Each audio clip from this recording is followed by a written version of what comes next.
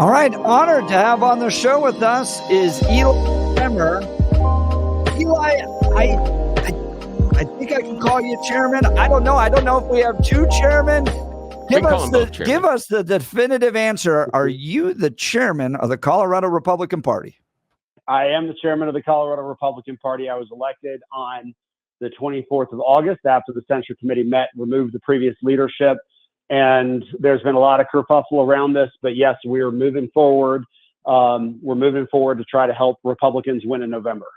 I want to ask you this. We hosted Dave Williams yesterday. Dave said that the meeting he had this past Saturday, he got more votes than you did. And if we use the math that you all are purporting to use, then Eric Odlin deserves more access to becoming the chairman than you do. What's your response to Dave Williams? Well, that's sort of like saying Hillary Clinton should have beat Donald Trump in 2016 because she got more of the popular vote. That's actually not how the inter-party elections work at all. It's more smoke and mirrors from a group of people that has done nothing except obstruct Republicans and conservatives from getting elected. The party rules are very specific. We followed the rules. The folks that ran the recall, which was not me, they followed the rules to a T. They had multiple attorneys advising them on this. They followed the process. So, you know, if you support Hillary Clinton saying that because she won the popular vote, she's the president, then you're probably right down the strike zone of saying, okay, you can have the former party leadership hold a meeting that has no relevance, that is not sanctioned by the party, and they declare themselves the winner. It's just not how the rules work.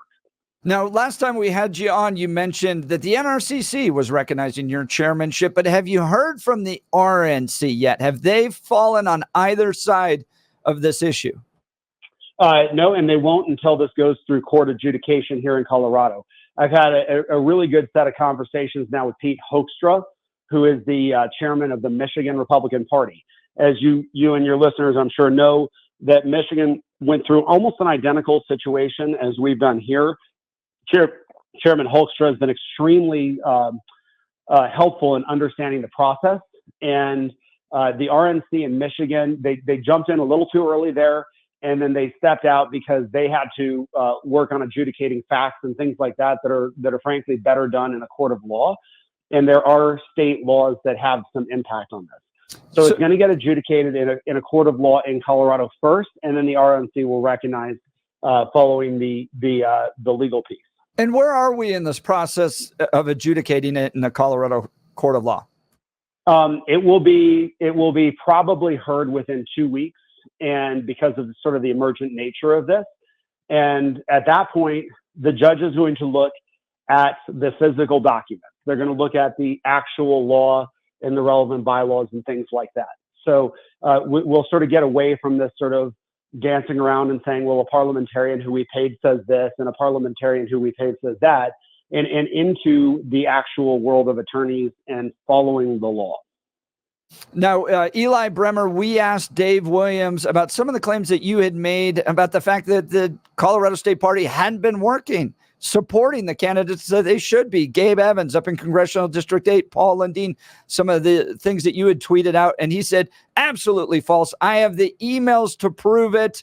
Do you still stand by your statements that some of those races had not been working effectively with the Colorado Republican Party, and since you stepped in, you had built those bridges, and now they were coordinating, working together? 100%. And nothing should speak louder to this than the fact that all of the competitive races had called for the removal of the former officers. If the state party had been working with them, they would have said this is a distraction. Every single one of them has told me the exact same thing. They said, Eli, the state party had been a millstone around our neck, and it was causing us problems. Your first task as our newly elected chair is to stop the bleeding coming from our own party. It is impossible for the statement of the former officers to be true, that they were working with the candidates, when the candidates themselves completely deny it.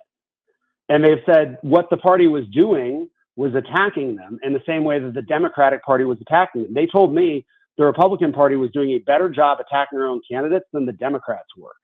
So that's the position that we were in. And again, ask any of the competitive candidates out there, and they're going to tell you the exact same thing. Talking with Eli Bremer, he's claiming, and he has a good argument, to be the chairman of the Colorado Republican Party at this point. It's going to have to be adjudicated. Eli, you are balancing two things at the same time. One, you are evicting out the previous leadership of the Colorado Republican Party while also trying to build a party infrastructure. Give us insight into what you're doing on the latter half, the building part of it, the connecting with the candidates, and how people can be involved with the Republican Party.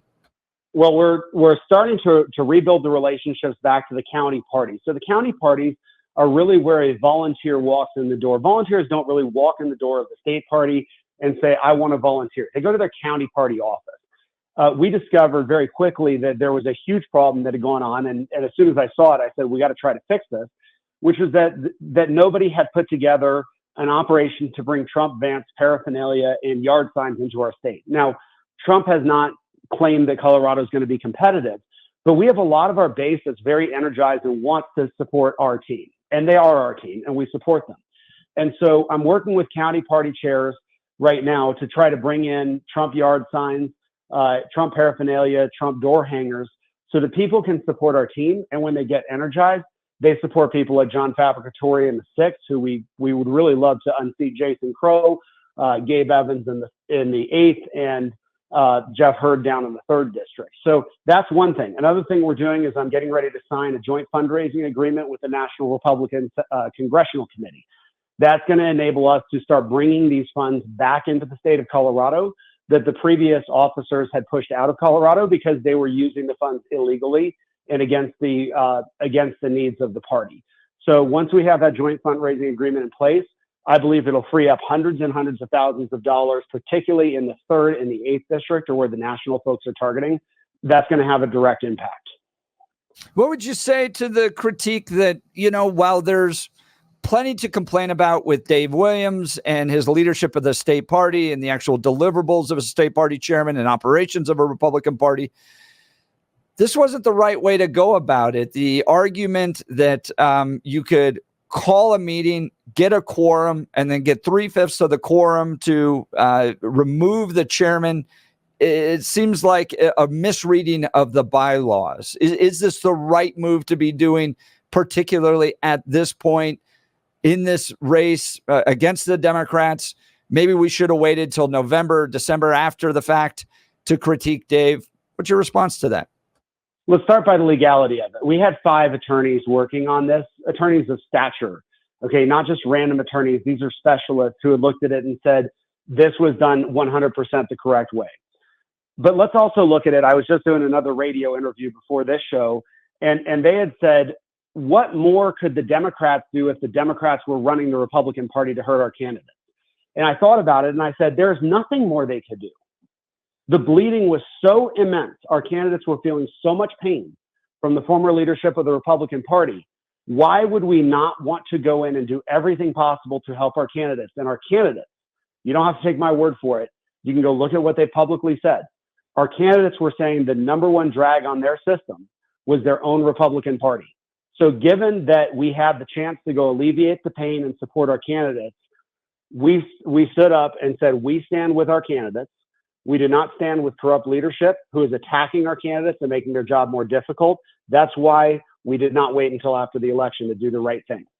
Eli Bremer, chairman of the Colorado Republican Party, one of 2 at the moment, that we want to talk to you about on the Jeff and Bill show a little bit more about the quorum. I understand you had some just fantastic legal minds that are with you, but here's the problem that I'm having a hard time wrapping my head around. The idea of if you get only a certain percentage of the council together, then that counts as a quorum, and then we can make changes or have votes, etc. What I'm worried about is how many of those people do we know, or what percentage has to be there in order to be a quorum? And what I'm saying is, can I grab 10 people together? And then because I get 2/3 of those votes, can I make a change? Is it 20 people? Is it 100? I'm curious about that functionally. Do you have any insight on that as far as what qualifies as a quorum in this setting? Yes, I do. 1/3 of the party central committee at a properly called meeting constitutes a quorum. That's in the bylaws. There's absolutely no question about what constitutes a quorum. So there was no question. It's not disputed that we had a quorum at that meeting. according to the organization's bylaws. And frankly, every organization that has bylaws, they have rules on a quorum. And so this is clearly laid out. There's no wiggle room. There's not a discussion around it. It's just a state of fact. It's Thank you. I 1/3 of the quorum. appreciate Well that, because yep. I haven't been able to, and again, maybe at the part that Yep. someone else had said that I wasn't paying attention, which would be perfectly logical. I miss stuff all the time. My kids throw stuff at me. I get it. So now I get that as far as the 1/3. 10 people can't get 10 people cannot get together at a bar and take action on behalf of the party. There's a whole process behind it. Because it wasn't 1/3. Now, question, and this is not just on your opinion, is it smart to set up bylaws where only 1/3 of a ruling council can make those kind of changes? I would think that if I'm putting together, let's just say a snake club or a Dungeons and Dragons club, whatever it is, I would put that threshold a little bit higher. I would want at least 2/3. Does it make sense to only have 1/3 be able to get together and make this kind of change? I'm just talking philosophically. I think that's up to the organization to decide. The reason why they have rules like this and quorums, and then this required a supermajority of a quorum properly noticed, is because people have a hard time getting here. If you look at the Central Committee of the Republican Party, there's 64 counties. Each county has 3 officers. The vast majority of those are farmers, agricultural people, and many of them have to drive hours and hours across the state. So there's oftentimes lower participation just because of the nature of who's on the Central Committee. The reason you set a rule for a quorum and you have to publicize to the members of the committee what's going to be on the agenda, you set the rules for a quorum because then they might look at it and say, you know what, I feel like we're okay with the direction that's going. I'm not going to spend $300 to drive from Montezuma County in Western Colorado all the way out to Denver, get a hotel, spend 2 days of my time doing this. I'm comfortable letting that take place. So it's really the right of the members to determine that. These are the rules of the party. You know, I think it's done largely for functionality purposes. It makes total sense. Makes complete. I appreciate that philosophical discussion. Now, I want to dive into a couple of things that dovetail off of conversations we've had here on the show and also with Dave Williams yesterday. And it's a little bit of a two-parter. One is I would like you to walk us through why this was an authorized meeting. And the only reason I want that is because that seems to be somewhat of the push and pull between the two sides. Was the meeting authorized? Was it not? I just want you to walk the listener through why it was an authorized meeting. And the second thing I would like you to address is we heard from Dave Williams yesterday that the party was reaching out to those candidates and had sent emails to them, but it was the candidates that didn't respond. I'd like you to follow up on that based on your knowledge. What do you know about that conversation and that allegation? Well, let's start with was the meeting properly called? That's an easy one. The answer is yes. The bylaws have a provision for if someone wants to remove an officer, you submit a written request of 25% of the membership. Should the 25% submit a request, the chairman is obligated to call a meeting for the purpose of removing himself.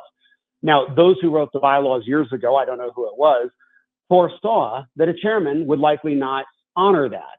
And so they put a provision in the bylaws that said if that chairman who is set to be removed refuses to call the meeting, any member of the committee may call a meeting of the Central Committee for the purposes of removal.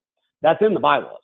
So the former officers had tried to, in fact, they went to court, they lied to a judge. This is established fact. What I'm telling you is established fact. They lied to a judge in Arapahoe County about our bylaws. The judge looked at it and threw them completely out of court on their ear. And so there is a provision in our bylaws specifically to enact this because when you have despots in power, they don't like to be removed. So that's question number one. But Eli, how was the meeting that took place last Saturday not a response to that? Didn't Dave call that meeting? And couldn't you all have shown up and made the case on what happened just this past Saturday? So potentially you could have. However, he's a man of gimmicks. I've known him for 15 years. He's never held a job in the private sector. He's never built something. He's destroyed a lot of things. He had put a poison pill in, what we'd call in the private sector a poison pill, where he could have, if he knew he didn't have the votes, he could have turned down and said that the meeting had not noticed it for removal of the officers. And our bylaws are very clear. You have to notice the removal of the officers. They played with words to make darn sure that they had an escape valve. And so I will tell you, I will swear on a stack of Bibles, I would bet my entire net worth on this, that had Dave held that meeting and believed that he had any chance of removal, they would have used the escape hatch and gotten out of it. That is not a situation where you walk into it. The meeting on the 24th was properly noticed, properly held. Again, we had 5 attorneys involved with that. It's my understanding that Dave never had any attorneys because attorneys can be sanctioned for taking improper action. So it's hard for him to find attorneys to work with. I want to answer the second question, though, because it's much more germane about supporting candidates. The party sending an email to candidates one way is not supporting candidates. In fact, the party should not be sending emails at all. If you talk to Cleve Simpson, his race, he's a state senator. If we lose his race, we're likely to be in a micro minority in the Senate, which means that the state Democrats will be able to send constitutional amendments to the ballot, even overriding a governor's veto. The very first thing that they are going to do is go after Tabor. They want to put that on the ballot and get rid of it because the Democrats want to spend like a bunch of drunken sailors. We need to hold that seat. The Colorado Republican Party, without authorization from Cleve Simpson, started sending communication into that district that inflamed the race. And that was supposed to be an easy win for us. And now we're having to spend a lot of time, effort, and money just to hold on to a seat that should have been a win. That is not helpful. That is what the Democrats would have done. So we came in and said, we're going to stop all these communications. Unless a candidate wants a communication into their district, the state party should not be doing it. So you can have quibbling about saying, well, we reached out to a candidate. Well, you're reaching out to candidates that you are actively harming. Don't talk to me about it. Talk to Cleve Simpson. Talk to Senator Paul Lundeen. Talk to Jeff Hurt's campaign. Talk to Gabe Evans' campaign. If the assistance that you say you're giving is assistance that they're saying is hurting, you are not helping the candidates. You are destroying the candidates.